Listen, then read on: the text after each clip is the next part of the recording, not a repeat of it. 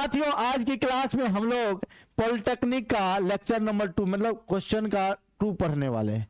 इससे पहले 10 क्वेश्चन पे हम छोड़ दिए थे, बोले थे आज 10 क्वेश्चन रहने दो। आज 11 नंबर से हम लोग आते हैं। 11 नंबर का क्वेश्चन क्या कहता है? 11 नंबर का क्वेश्चन ये कहता है कि विरंजक चूर्ण का विरंजक गुण किसके मुक्त होने के कारण होता है? क्लोरीन। याद रखना आंसर क्या? क्लोरीन। विरंजक चूर्ण का फॉर्मूला पूछेगा तो बोलना CaOCl2। इसका रासायनिक नाम पूछेगा तो बोलना कैल्शियम ऑक्सीक्लोराइड। Calcium oxychloride. आगे बढ़े, अगले क्वेश्चन की ओर बढ़ते हैं। मार्स गैस में मुख्यतः होती है मीथेन।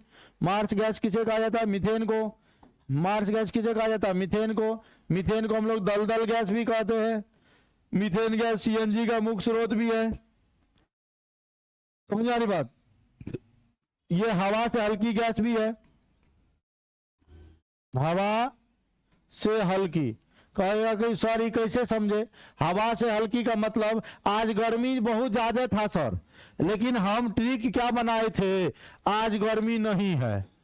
आज गर्मी नहीं है, इसमें सब गैस आ जाएगा जो है हवा से हल्की गैस है। हाँ, अमोनिया। ऑस हो गया अमोनिया। अमोनिया का फॉर्मूला आता है NH3। हाँ ठीक है। उसके बाद आ जाओ गोवा से। आज गर्मी नहीं है। हाँ, मीस हो गया मीथेन। मीस हो गया मीथेन। नो से नियॉन। ही से हीलियम। हाई से हाइड्रोजन।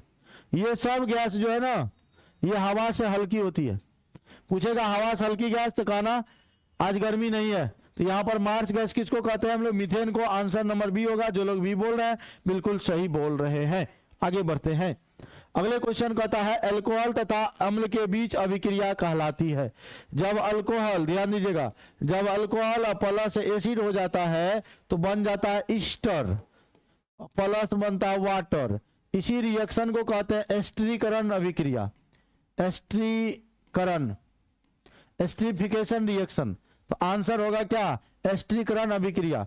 यानी जब कोई अल्कोहल यानी ROH ये अल्कोहल है, एसिड RCOOH ये कार्बोक्सिलिक एसिड है, जब ये अभिक्रिया करेगा तो ध्यान दीजिएगा इसका ये हो जाएगा प्लस, ये हो जाएगा माइनस, ये होगा हाँ माइनस, ये होगा प्लस, R जाके जुड़ जाएगा यहां, बना लेगा RCOOR। COR ईस्टर होता है, उसके साथ आपका बना लेगा H2O जल बना लेगा।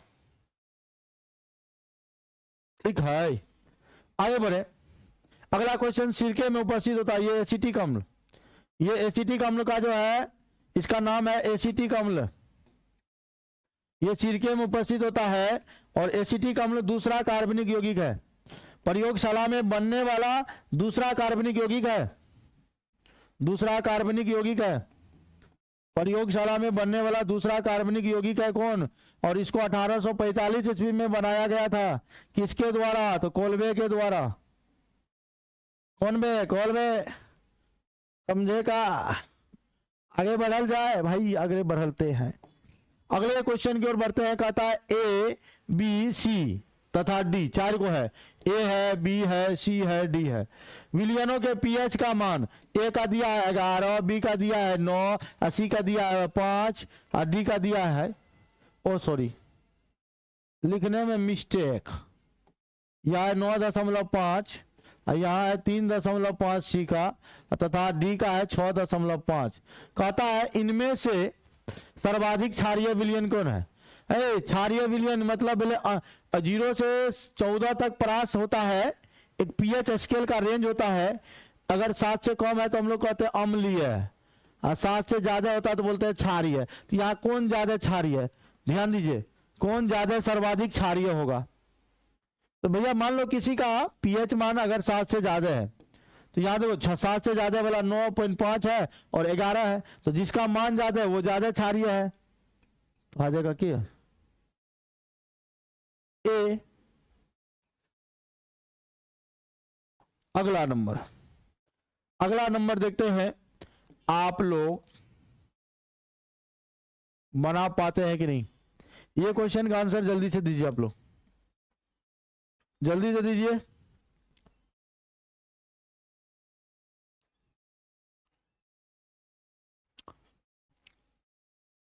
क्वेश्चन कहता है किसी अम्ल के, ये अम्ल है, किसी अम्ल के जलीय विलयन में होते हैं हाइड्रोजन आयन, क्योंकि अम्ल का एसिड का डिफिनेशन भी आप जानते हो कि जो जल में घुलकर यानी वाटर में जब घुलेगा और वो क्या देगा, हाइड्रोजन आयन देगा, वो अम्ल होगा। और अम्ल जो है ना स्वाद में खट्टा होता है, स्वाद में खट्टा, चख नहीं लेना, नहीं तो नुनू मजा आ जियो।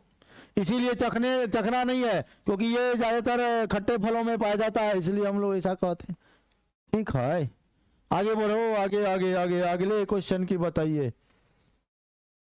अगले क्वेश्चन आपके स्क्रीन पर है, बताओ भैया इसका आंसर क्या होगा। निम्नलिखित में प्रबलतम क्षार कौन है? तो भैया देखो वर्ग 2 में देखो भाई क्या है, बेरिलियम है, मैग्नीशियम है, कैल्शियम है, ऊपर से नीचे जा रहा है।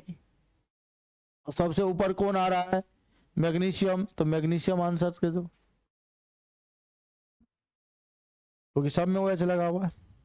अब अगला क्वेश्चन कहता है, क्वेश्चन एगो अगला नंबर का क्वेश्चन कहता है, ये क्वेश्चन क्या कहता है? क्वेश्चन कहता है, बताना क्या कहता है, एक विलयन में हाइड्रोक्साइड आयन की सांद्रता इतना है, तो इस विलयन का पीएच मान क्या होगा? यानी OH माइनस आयन दिया हुआ है कितना, 1 × 10⁻⁻12।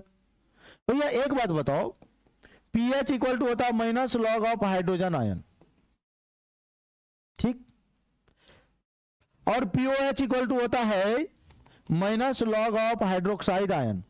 तो यहां पर हाइड्रोक्साइड आयन दिया हुआ है, देखिए कितना, माइनस लॉग 10⁻⁻12 है। तो ये देखो भाई पावर, अगर ऐसा फॉर्म रहे लॉग x के पावर m रहे, लॉग x के पावर m रहे, ये हो जाता है m log x। तो उसी तरह यहां भी करेंगे, माइनस पावर को आ जा एकदम धीरे धीरे बाबू सोना की तरह, हाँ आजा बाबू आजा, -12 है भैया, पहले से माइनस लागल छे, माइनस log 10, ठीक है। अब देखो की करबे, तो देखो minus minus plus log 10 log 10 माने बस 12 गुना log 10 के मान 1 यानी 12, यानी POH हो गया कितना, 12। तो एक फॉर्मूला होता है पीएच प्लस POH बराबर होता है 14। कितना होता है, 14। तो पीएच निकालना ना है, तो हम लोग कहेंगे 14 माइनस POH, और 14 और माइनस POH कितना निकला, 12। आंसर हो गया 2, आंसर होगा 2 नंबर ए में है, ए ऑप्शन करेक्ट होगा, क्योंकि हम लोग जानते हैं पीएच बराबर यानी minus log of hydrogen ion, POH बराबर minus log of hydroxide ion, और इसको सॉल्व कर लिया। इस तरह के क्वेश्चन एग्जाम में भी आपके पूछे जाते हैं, ठीक है। तो आज के लिए एक और क्वेश्चन कर लेते हैं, एक और क्वेश्चन कर लेते हैं, लंबा लंबा आप वीडियो नहीं बनाएंगे, एकदम छोटा छोटा, पसंद आया तो दिल में, ना तो दिमाग में भी नहीं। फिटकिरी के फॉर्मूला याद कर लेना, कभी कभी एग्जाम में प्रीवियस ईयर का पॉलिटेक्निक है, कभी कभी पूछिए लेता है।